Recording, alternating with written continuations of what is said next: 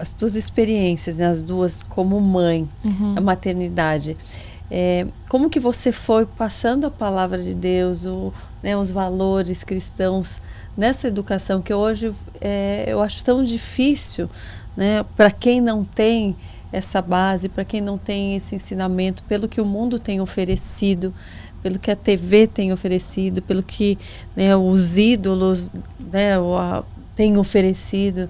Então, você se preocupa? Você tem medo? Até porque por mais que a gente passe os valores, até certo ponto, depende da mãe, depende, né, mas a gente sabe que o mundo influencia, né?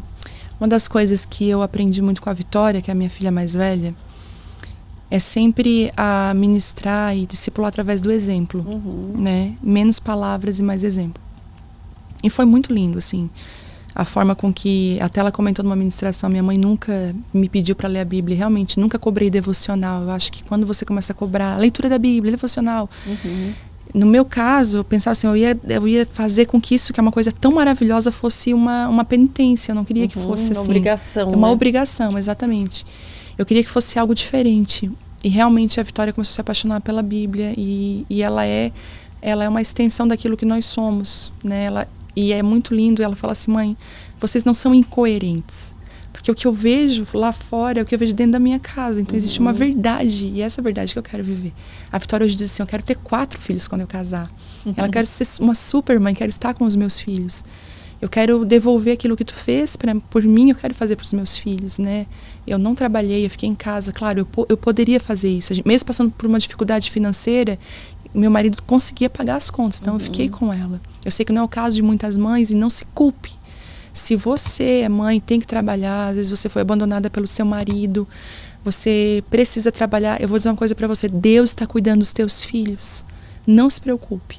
Agora, se você é uma mãe que pode estar em casa, mas às vezes trabalha, né, por realização pessoal, eu te dou um conselho, volta para casa. Vai valer muito a pena você abrir mão pelos seus filhos, porque então a Vitória, ela não era parecida com a babá da creche, com a professora, com a minha mãe, com os avós. Ela é muito parecida conosco. Só que ano passado, como eu corri muito viajando, eu comecei a observar que a Isabela, que é essa minha filha de 7 anos, não estava assim tão parecida com a gente. E eu falei assim, Deus, eu preciso discipular a minha filha, eu preciso parar agora pela minha filha. Porque a Vitória está construída, mas a Isabela precisa ser construída. Sim. Então, um dos motivos também de eu estar mais em casa, que eu quero construir a minha filha, eu quero discipular ela. Então, assim, festinhas indesejáveis. Eu já fiz tanta loucura, Karina. Eu lembro de uma festinha que eu não queria que a minha filha participasse, a Vitória. Só que eu não queria dizer o não. E eu falei, filha, tu quer ir nessa festinha? Quero, mãe. Eu falei, meu Deus, Thelmo, o que a gente vai fazer? A gente vai pro quarto orar. Eu falei, Thelmo, e agora? O Thelmo, uma viagem num lugar que ela ama. E a gente mora perto de Gramado. Tem muito chocolate, tem parques e tal. Daí eu falei, filha, que pena, bem no dia dessa tua festinha tem uma viagem da nossa família pra Gramado. E ela, ai mãe, ficou assim super dividida. Ai não, mas eu quero ir pra Gramado. Eu falei, yes. E a gente conseguia, sabe? Olha. A gente conseguia, assim, Deus dava uma sabedoria, porque eu não queria fazer uma proibição. Claro que houve proibições, houve momentos que eu disse, não, eu não quero você, né, nesse ambiente, com esse tipo às vezes de até pessoas. para explicar, para ela ter um entendimento, né? Mas de toda forma, eu tentei fazer tudo muito leve, entende? E fazer perguntas assim, você acha certo, filha? Tu vai se sentir bem lá? Ai, mãe, acho que não. Ai, ótimo. Então, cada momento Deus me dava uma direção diferente. Sim. E com a Isabela está sendo da mesma forma, entende? Eu estou esquivando ela sem ela saber. Agora entendeu? Ela vai ficar sabendo.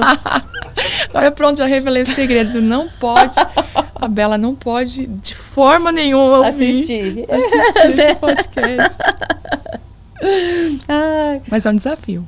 E elas moram com vocês, né? Sim. As duas vão com vocês na igreja. Isso.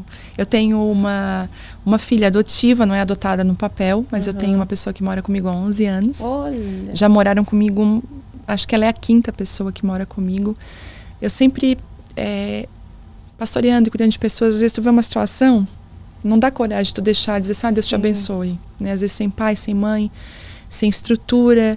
Aí a Karina veio morar comigo. Karina é o nome dela. Gente, não sou Karina. eu, não tô morando lá ainda. E veio morar comigo. Eu falei, vem passar um ano aqui, Deus vai, né, te restaurar. E já são 11 anos. Olha! Só que ela casa agora esse mês. E a nossa legal. família vai passar por um processo novo. Ela casa e, graças a Deus, né, vai construir a família dela. E a gente, aí vai ficar nós 4. E como foi, né, para ela, quando ela chegou na sua casa? Ela foi a última das que já tinha? A maioria delas saíram de noiva da minha casa, né? Eu cumpri um propósito, assim. Sim. Para tua filha era natural? Natural. Tanto que a menor, na mente dela, ela tem 2 irmãs, né? Na mente dela, ela tem 2 irmãs, que é a Vitória e a Karina. Quando ela vai falar na escola. Para elas foi super tranquilo, para a Vitória. Para nós era muito comum, a nossa casa era muito cheia de gente. Hoje ela não é mais assim. Eu aprendi a resguardar a minha casa. Né? Nós pastoreamos uma igreja hoje, vamos botar aí, de 8 mil pessoas, 7 mil pessoas. Se eu abrir a minha casa, como que eu vou fazer? Né? Então meu marido fala, nossa casa precisa ser o nosso refúgio. Mas naquela época, a nossa casa podia ser aberta. Então assim, a minha casa era muito aberta, muito cheia de gente. Então elas se acostumaram a viver dessa forma, né? Então quando a Karina veio morar, e sem eu saber, né? A Karina foi uma bênção, porque logo depois que eu ganhei a Isabela, a Karina foi a pessoa que ficou com a Isabela para me viajar. Então assim, eu tinha tanta alegria e confiança de estar viajando e paz, porque tinha alguém cuidando dela. Sim. Que benção. Foi uma benção. Uma Karina. As Karinas são abençoadas. Que legal. Você comentou que a sua casa, né, recebia mais pessoas e tal. Você sentiu algum ataque espiritual, assim, por relação a isso? Não. Porque as pessoas falam, a gente não deve abrir a casa para todo mundo, porque nem sempre vem alguém com boa intenção, e isso pode, né, tirar aquela harmonia do seu lar. Sim. Não, eu nunca tive um ataque a respeito disso, mas um dia minha mãe falou para mim, filha, resguarda a tua casa. Ela chegou lá em casa, tinha gente sentada em cima da minha cama, ela falou, não faça isso. A mãe falou, não. E a minha mãe me deu assim essa orientação, falou, não filha, a tua casa é um lugar secreto, é um refúgio, é um lugar de reposição, sabe, da energia de vocês, a casa é o lugar que tu chega e não pode ser um lugar cheio de gente, não pode ser um lugar de mais compromisso para vocês, não pode ser um lugar onde vocês aconselham as pessoas, tipo, a gente não aconselha na nossa casa, a gente não pastoreia dentro da nossa casa, né, as pessoas. E aí eu comecei a entender isso. Muitos pastores às vezes erram por isso, né? Acabam jogando as pessoas dentro da sua casa, faz aquela misturança. E nós por muito tempo fizemos isso. E a gente entendeu, né? Disse, não, então a nossa casa é o nosso lugar secreto, o nosso refúgio. E a direção que Deus me deu, tipo assim, a Karina vai ser a última pessoa que vai morar com a gente. E assim, daqui pra frente é nós 4. E viver esse novo tempo também de Deus pra nossa vida.